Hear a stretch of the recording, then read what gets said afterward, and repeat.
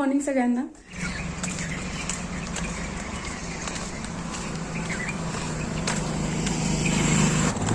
तर आता आम्ही पाऊण तास वॉकिंग करून घेतो आणि घरी गेल्यावर मग बोलते तुमच्याशी.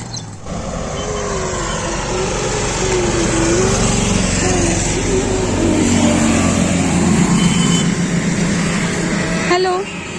अहो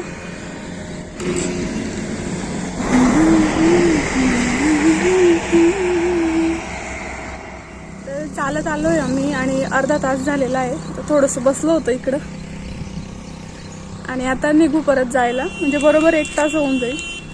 चला तर मग निघूया.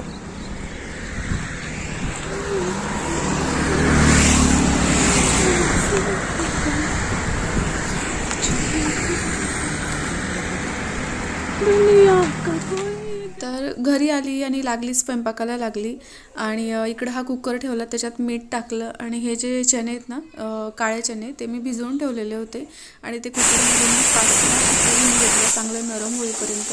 आणि इकडं मी फोडणी दिलेली आहे. जिरं, अद्रक, लसूणची पेस्ट, कढीपत्ता, कांदे, आणि कांदे एकदम लालसर करायचे आहेत आपल्याला, जसं तुम्हाला दिसतंय. तेव्हा आहे ना या चण्यांची टेस्ट आहे ना खूप भारी येते. तुम्ही करून पहा एकदा. आणि आता हे मसाले घेतले आहेत मी, गरम मसाला आणि कसुरी मेथी आणि चटणी वगैरे असं टाकायचं आहे. आणि हे पहा किती छान नरम झालेले आहेत छोले आपले. तर इकडं हे मी छोले टाकून दिले फोडणीमध्ये आणि त्याच्यामध्ये चटणी, गरम मसाला आणि कसुरी मेथी, हळद अशा या गोष्टी टाकून घेतल्या आणि छानपैकी कलसून घेतलं मस्त. आणि इकडं मी सोबतच काल रात्री ना मी मुगाची डाळ भिजवून ठेवली होती, कारण मुलांना आज मुगाची भजे हवे होते टिफिनसाठी. तर त्यांना सकाळी केले आणि थोडंसं पीठ होतं आणखीन त्याच्यात, म्हटलं यांच्यासाठी नाश्त्याला काढून देऊ. तर आता ह्या मुगाच्या भज्या पण झालेल्या आहेत आणि यांची टिफिन पुरत्या पोळ्या केल्या, बाकीच्या नंतर करणार होती. म्हटलं आधी ना मस्त घरं वगैरे झाडून घेऊ, बाकीचं क्लिनिंगचं करून घेऊया, त्याच्यानंतर मग 11 वाजेपर्यंत अशाही मग पोळ्या गरम गरम टाकल्या जातील, असं म्हणून मी पोळ्यानंतर घेणार होती टाकायला. तर आता वाजले आहेत सकाळचे 10:30 आणि माझा सगळा स्वयंपाक झालाय. स्वयंपाक तसा 9लाच झाला. यांचा टिफिन म्हणजे पोळ्या बाकी होत्या फक्त, यांचा टिफिन गेला. त्याच्यानंतर राहिलेल्या पोळ्या केल्या आणि इकडं तव्यावर ना सिंबाची पोळी आहे, त्याच्यासाठी जाड पोळी टाकावी लागते सिंबाला, आमचा जो कुत्रा आहे ना त्याच्यासाठी. तर आता तुम्ही बघू शकताय किचनवर सगळं मेसी आहे, सगळं पसारा पडलेला आहे. तर आता हे पटापट आवरून घेते मी. घरं झाडून पुसून झालेले आहेत आणि कपडे बाकी आहेत फक्त धुवायचे.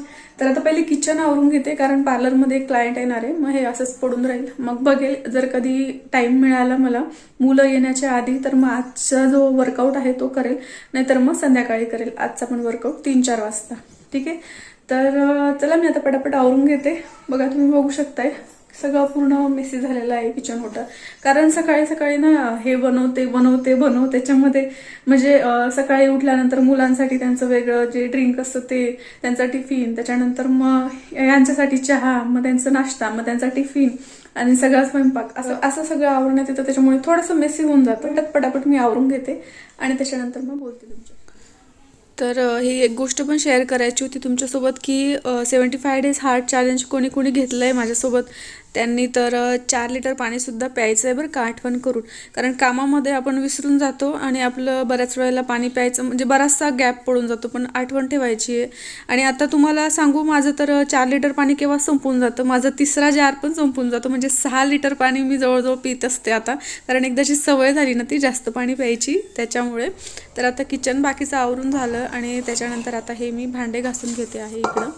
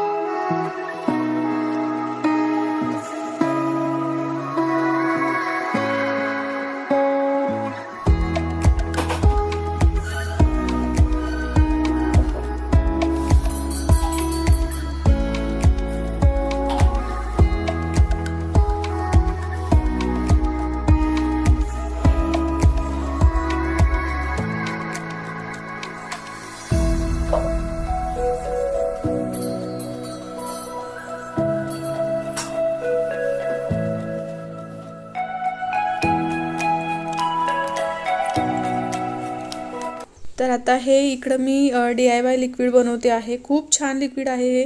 एका ताईंची मला खूप जास्त कमेंट येत होती. त्या ताईंना सर्वात आधी तर मी सॉरी म्हणेल, कारण मी ना मध्ये विसरलीच होती आणि काही दिवस मागे व्हिडिओज बंद होते आणि ना ते असतं पण असं डोक्यातून निघून जातं की आपल्याला असं काही घ्यायचं आहे द्यायचं आहे वगैरे असं म्हणून. तर इकडं मी पाणी घेतलेलं आहे आणि त्याच्यानंतर त्याच्यामध्ये विम लिक्विड टाकलेलं आहे, साधारण 2 चमचे येईल इतकं. आणि त्याच्यानंतर आता आपल्याला घ्यायचं आहे व्हाईट व्हिनेगर आणि व्हिनेगरसुद्धा आपल्याला 2 चमचेपर्यंत टाकून घ्यायचं आहे या पाण्यामध्ये. हे मी याच्यात टाकून घेते 1-2 चमचे आणि हे मग असं लावून घ्यायचं. थोडंसं असं त्याला शेक करून घ्यायचं. इतकं मस्त पुसलं जातं याच्याने, खूप छान पुसलं जातं.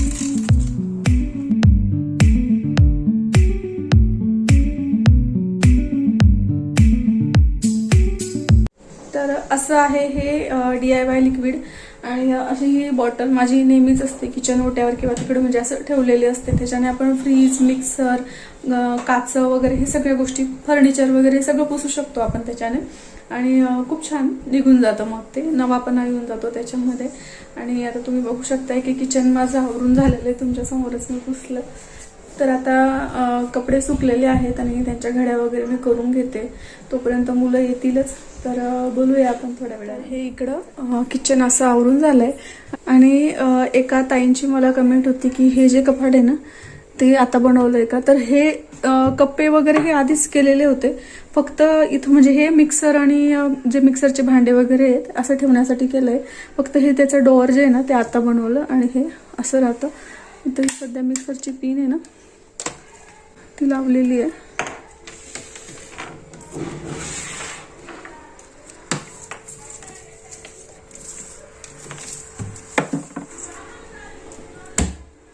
असं हे डोअर लागतं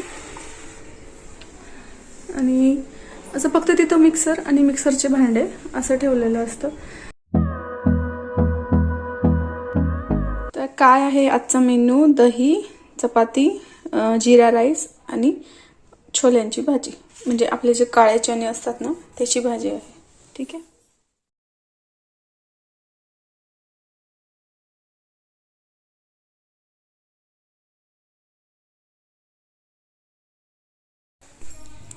तर आता इकडं आपले आसनं आपण करून घेऊया. तर मला आज वेळ मिळाला होता दुपारी, जसं मी म्हटलं की 3-4 वाजता.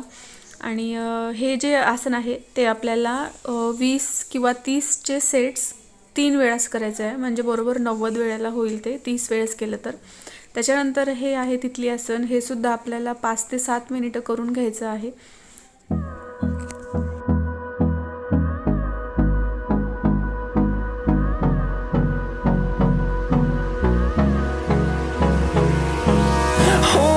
Close till I get up.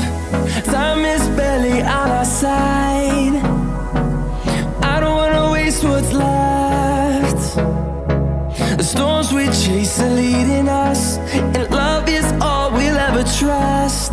Yeah, no, I don't wanna waste what's left. And on we'll go, through the wastelands, through the highways, till my shadow turns to sun rays. And on we'll go, through the wastelands, through the highways. And on we'll go.